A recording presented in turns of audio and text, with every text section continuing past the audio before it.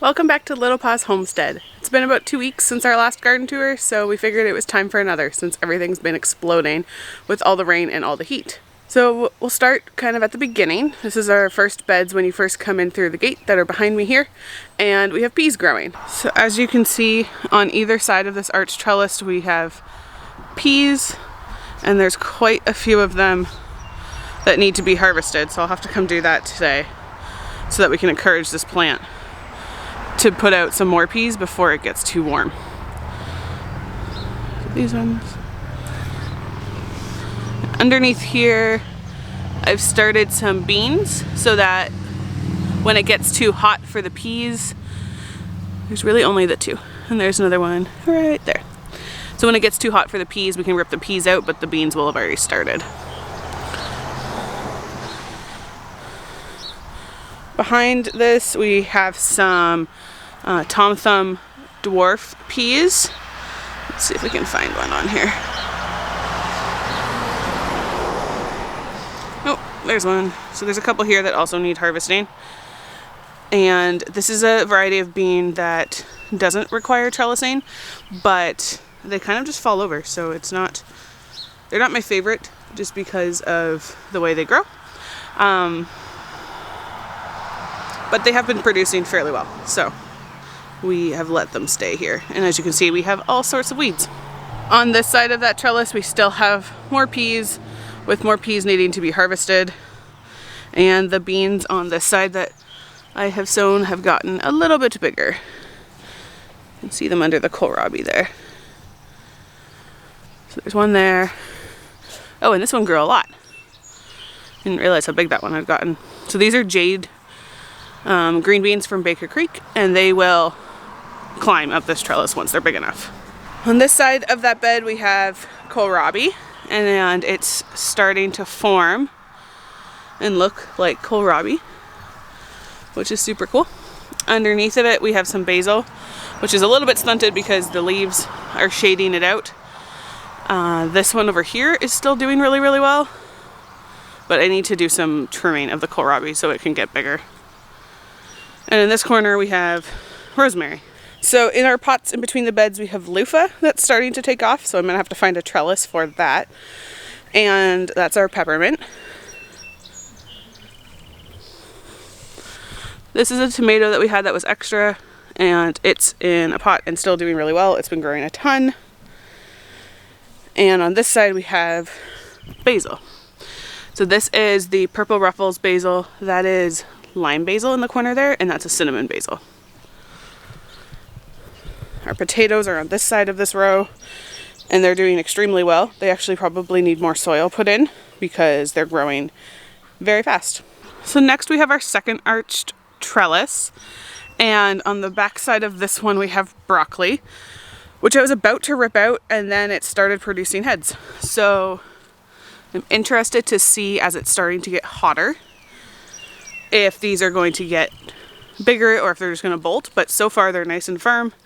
They're not looking like they want to flower at all. So they stay. Over on this side we have cucumber that's starting to put out its little runners. This one is an Ashley cucumber, and there's another Ashley cucumber here that is in between all the beans. So these beans have grown a ton over the past couple days, and they are the long runner beans. So these are the red ones, and they will eventually put out runners and climb up the trellis. On this side we have a white cucumber. It is a white wonder cucumber, and it's actually already starting to get little tiny flowers. They haven't opened yet, but they exist. And it's already grabbed onto the trellis. So it will do some nice climbing soon. On this side of the trellis we have our onions, which are kind of a hot mess, and I need to clean them again. And the leeks are doing really well. So this is all leeks in here. And this is giant spinach that I sowed after we took out the pak choi that was in here, and so it's just starting to come up now. On this side, we have the red Malabar spinach is starting to take off, so it will probably take over these onions around it, and it's going to climb up this trellis. And then we have more red noodle beans on this side. So this is our actual broccoli bed. Broccoli made it in other parts of the garden too, but it's growing well. There is a nice head there, and we even have a cauliflower down in there. And for the most part, these are all starting to head up, so we may actually get broccoli this year, which I'm super surprised about, because we did have a pretty decent heat wave really early in the season, and I thought for sure they were all going to bolt. But then it got cooler at night, and our nights are still fairly cool, so it seems to be doing okay so far. This bed here I'm very excited about. Our peppers last year didn't do much of anything. We got a few small ones, but that was about it. And this year the peppers are doing awesome. So they went in after the last garden tour, not garlic tour. So they've only been in for a couple weeks now, and they're already like doubling in size. So this is a jalapeno plant here. This one here, they were in cups in the house, and I just haven't taken them out yet because they were my markers. This is a habanero plant, so it'll be all the flavor of a habanero without the heat. This one's a fish pepper, and it has these really pretty variegated leaves on it, and the fruit will also be variegated, which I think is super cool. This is actually cinnamon basil. I tucked basil kind of in everywhere. This one is what? This one's an Etudia sweet pepper, which according to the Baker Creek catalog is a super easy pepper to grow. So I picked that up because last year was so hard for peppers. This one here is another jalapeno, which is just getting giant. A big red sweet pepper here, and a Pasilla Baggio pepper here, which from what I understand is a good drying pepper, so that'll be fun. And then this last one is a chocolate sweet pepper, so that'll be a brown sweet pepper, which I just like colorful things. So here amongst all the weeds, we have 2 blueberry bushes that I was pretty sure were dead.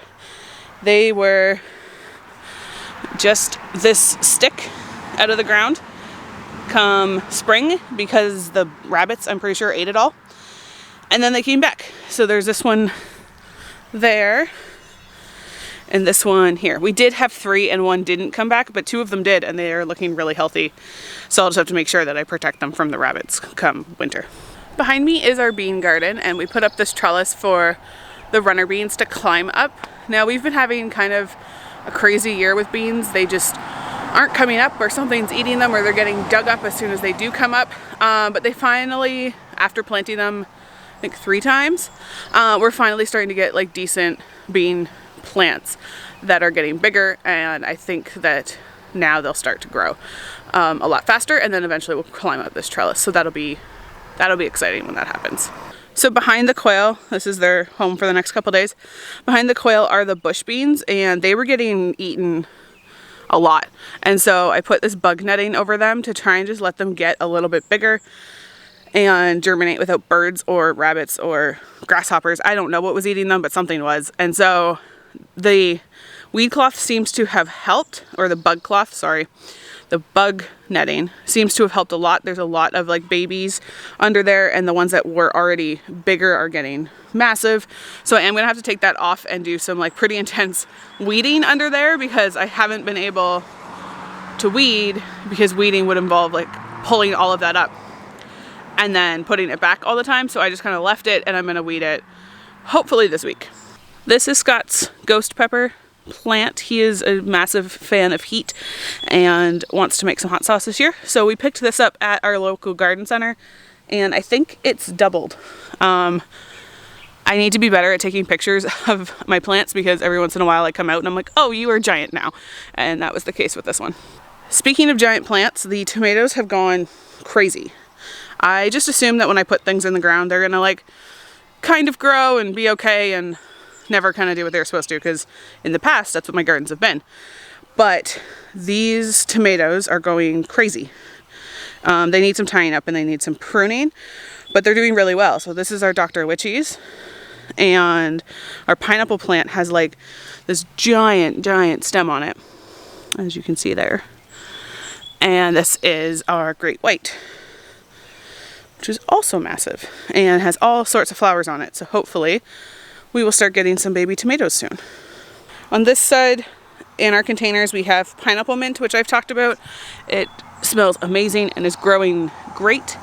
And I think we're going to use that and dry it for tea. It actually does taste and smell like pineapple, so that's kind of exciting. And we have this tomato here, which was another extra tomato that I can't remember the name of because I had a tag and I don't know where it went. Some of them got buried when I mulched all this, so it'll be a surprise. There is this variegated basil, which is really pretty and smells amazing. Then I have some more peppers over on this side here. So this side of the bed has another Etudia sweet pepper. This is a jalapeno that's doing very well, and I forget what this one's called. This one might be another jalapeno pepper, but we have something digging, as you can see. It's been digging all around the pepper beds, but hasn't actually been hurting anything, so I haven't put like cayenne pepper or anything out yet because I haven't needed to. Now I'm standing in the in-ground garden. We have 2 arches in here that have melons on them, and the melons are still kind of tiny. I did just weed this whole garden so that the plants didn't have weed pressure anymore, and since I did that, the squash in the garden has just gone crazy. So it is that time of year where the squash is going to start getting giant, but it's just doing super well. So we'll take a look at that. So on this side we've got spaghetti squash, and I may have to come and start spraying some like milk, diluted milk on these, because I don't know if I'm getting powdery mildew or if they got sunburned, and those are just like the first like beginning leaves that did get sunburned. So not really sure what's going on there, but this plant, and there's a little one under here which I may have to move, is starting to trail. So that's exciting. We really like spaghetti squash, so I did this whole side spaghetti squash. So over on this side there's one little lonely blue Hubbard squash. I had planted acorn squash on this side. I've planted it twice now and nothing's come up, so I'm going to try it probably one more time. If I have enough time, I have to check. Our last frost date is generally October 14th or so, so it is shorter than a lot of other places, and I don't know if I have enough time. Over here we've got some melons that are just chugging along, as well as some giant weeds that I'll have to pull and give to the chickens later. This side, so this plant here is the gray zucchini squash, and I need to look it up to see if this is powdery mildew or if this is the way the plant is supposed to look, because all of the leaves look like this, but the plant is still surprisingly healthy. And if it is powdery mildew, I need to start battling that sooner rather than later. So we also have, this is the Black Beauty zucchini that is just getting huge. And I think there were actually baby zucchinis on here somewhere. Oh yes, so there's a flower right there that's going to open. And I think that was the first one. Oh, maybe down there. There's a flower just in there as well. On this side we have, this was the big cheese pumpkin, so it will likely start vining soon, and we're going to try and move it this way into the path so it doesn't take over. And these are Delicata Squash, so as you can see they're starting to also trail, and there's little baby flowers starting on them. So that's super exciting because it's almost squash time. At the end of this garden I have an okra plant. There is another one over there, but I planted that one later because only this one here came up on my first planting. So that one will be a couple weeks behind, but it'll catch up. These flowers along the chicken coop are starting to all open, and they just look really pretty. That's a strawberry plant here, and the rest of the flowers. Underneath of it we have leeks in the cinder blocks, and they're doing nicely. They need to be weeded again. as you can see. But they're doing well. So those will probably end up going into potato leek soup and then into the freezer. So we have a lot of leeks growing. Now we're in the second half of the garden. We kind of divide the garden by the in-ground garden. So there's the raised beds closest to the house. There's that half of the garden, and then there's the ones on the other side of the raised bed, which is away from the house. So we're in the second half of the garden now, which is a lot of hot weather, summer type things because it gets the most sun of anywhere in the garden. So this bed I'm kind of excited to see because it's the eggplant. And as you can see, the eggplant is giant. And these two here are purple striped eggplant, and they had gotten fairly giant in the house before I put them out. And they already have flowers on them.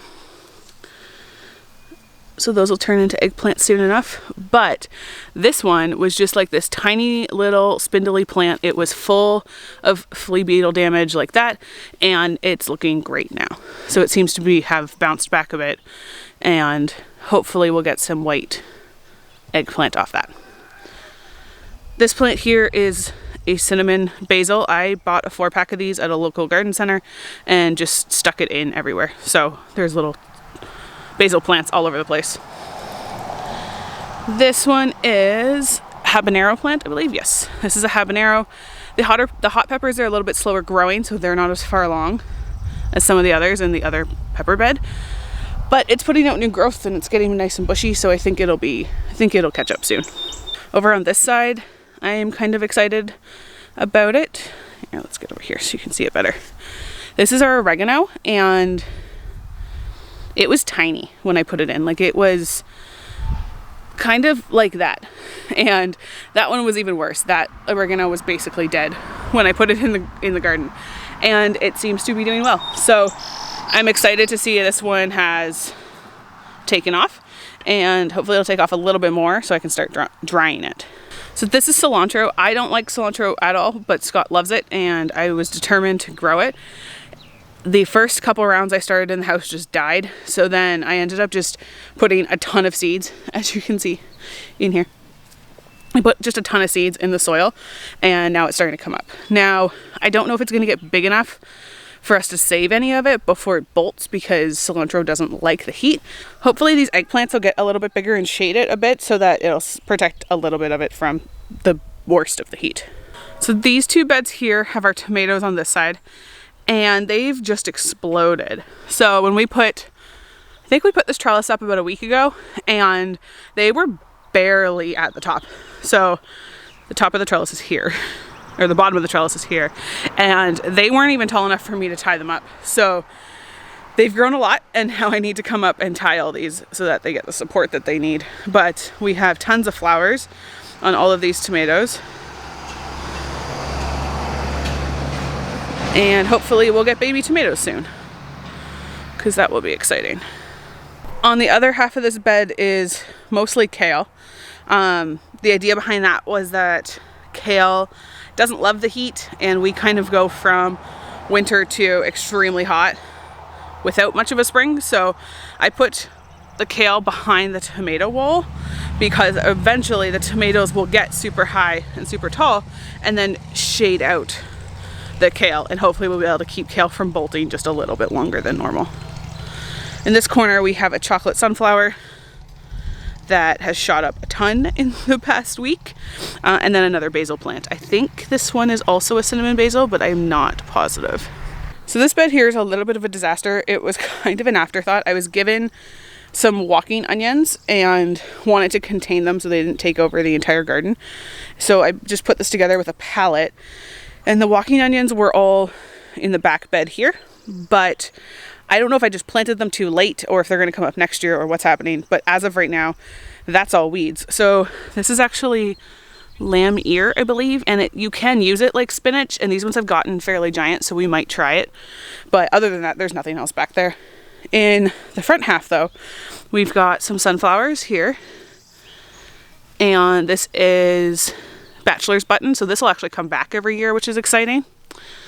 And there's the bachelor's button flower, which I really like. It's super pretty. And then we have nasturtium back here that is starting to do its thing. It may or may not flower. We have one flower there, as you can see. but it's not a huge heat fan, so it may just bolt and not do its thing for much longer, but that's okay. And then we've got some sunflowers again in this corner. So these ones will probably not get super tall because I planted them really close, but they'll still be nice and pretty when they get bigger. This is our garlic bed. These were planted last year, probably at the end of October. And before that, we had potatoes in here. As you can tell, we have this like lovely volunteer potato plant that I haven't held them or anything, so I don't know if we're gonna get potatoes off of it, but I just left it to see what would happen. And I've pulled most of the scapes off of the garlic, but I am finding 4 more, as you can see. So I'll have to pull those off. I'll probably leave one so that I can kind of tell when the garlic's ready based on when that flower bulb I found another scape. Based on when the flower bulb at the end of that scape gets bigger. These should be ready to harvest in a couple weeks. And then this entire bed, because this was the only raised bed we had last year, and that was for potatoes, which is why it's different than the rest of them. And it's going to move over here. So once that garlic comes out, I have to move the bed over so that I can get to my tomatoes. And then we're gonna probably plant bush beans in there because we do have enough days to get another round of bush beans going. So hopefully that's what's gonna go in there. So these are our root vegetable beds. The potatoes, as you can see, are doing wonderful. I actually need to come and add more soil to them, and then we'll do probably 1 round of soil and then straw after that, just so that we can get more potatoes out of this bed. These are our beets, and I don't know what's going on with them. They are super weedy, but they're not really doing a whole heck of a lot. So this soil was mushroom compost and pure mushroom compost. So I think I'm getting really good leaves, which is fine because we'll eat them, or I'll put them in dog veggie blends, but we're actually getting a little root right there. But we're just not getting actual beets. And so I think I will try these again in the fall. And the same thing's happening with the turnips, as well as something, I don't know what, possibly grasshoppers is eating my turnips. Now, my second round of turnips has come up really well. Not so much with the carrots and the beets, but I think what's happening is that there's just too much nitrogen in this soil. And so when I start these at kind of probably the end of August for a fall crop, I will add a bunch of bone meal to try and even that out so that we can get some roots, because that's the reason I'm growing them. This last bed is super exciting. It is huge. I didn't realize that tomatillo plants got this giant. So these 2 plants here, just in front, so this one that is like just full of flowers and ants, which is slightly problematic, but that's okay. There's just flowers everywhere on these. These are tomatillos. They've gotten huge. If you look over here, this one is kind of taking over that tomato plant, so I need to stake it and kind of bring it back this way, just to give that tomato some room. And in the middle here, these are still getting bigger, which is surprising because they're so shaded, but the marigolds are in between and just bring a ton of color to this bed, which is very, very green. On this other side here, I've got a giant yellow stuffer tomato. It needs some pruning actually, so that'll probably be a tonight activity when I get home from work. And this side, we seem to have some worm damage going on. So you can see, like, there's definitely something eating these plants. It's likely a hornworm. We've been out a couple times with the black light and haven't found anything. We'll have to try again because it's kind of sticking to this plant, and I would like it to stay that way and not take over my other ones. I do have more tomatoes in the house that are from suckers and they've rooted. So if I do have to pull these 2 plants out, like this one, and then there's just a tiny one here. If I do have to pull these out, I do have other ones that are rooted from some pretty giant suckers, so they'll catch up really quickly. This one, however, seems to be doing okay. even though it's close to the other ones. I did miss this sucker here, as you can see, so I'll probably leave it, but we'll see, because I do need to do a lot of pruning. I don't want these leaves touching the ground, even though these beds are mulched, so there's less splashback. I just want to be able to keep them as healthy as possible for as long as possible. And then we have this one here, which is our Gobstopper Tomato, which has no flowers on it yet. There's this little one started.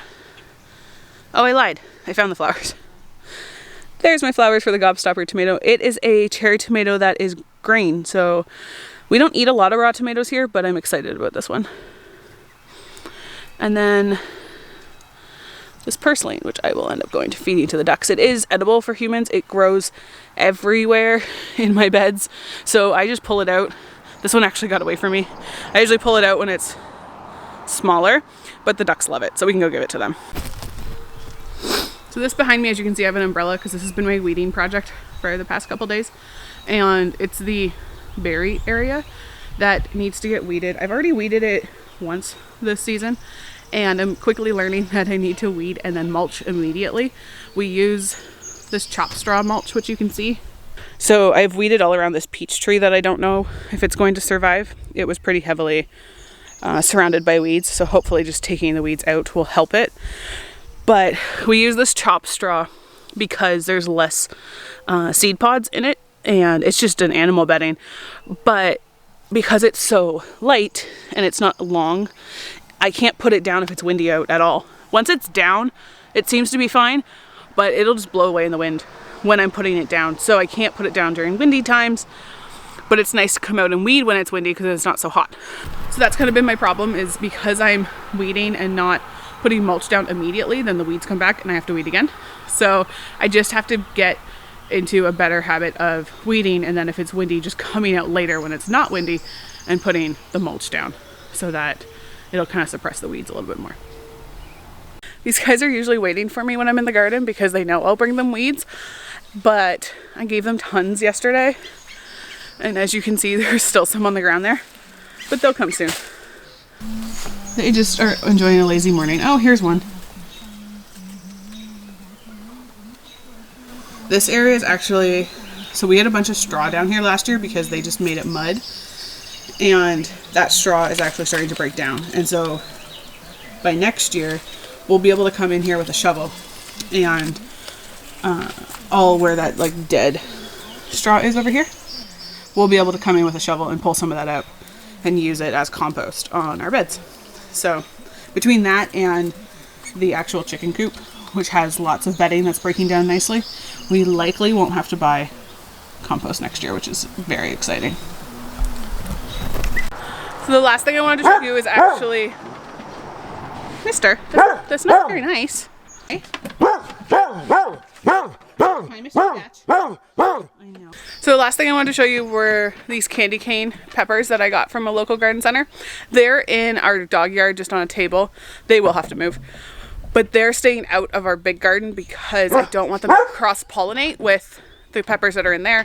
I am hoping to save the seeds from them because I had a hard time finding seeds for these this year, and so I would like to save them so that I have a bunch for next year. So thanks for coming and watching our garden tour today. Everything's growing really great, and I'm excited to see just what kind of fruits we get from it and how big everything actually ends up getting. For now, I have to go and throw some toys for these dogs who have patiently been waiting for me while I showed you everything that we're growing so far. If you'd like to see how everything progresses and what else we get up to as we get into the time where I start things for our fall garden, then be sure to hit that subscribe button and click on the little bell so that you get notified every time we post a video. Thanks, and we'll see you next time.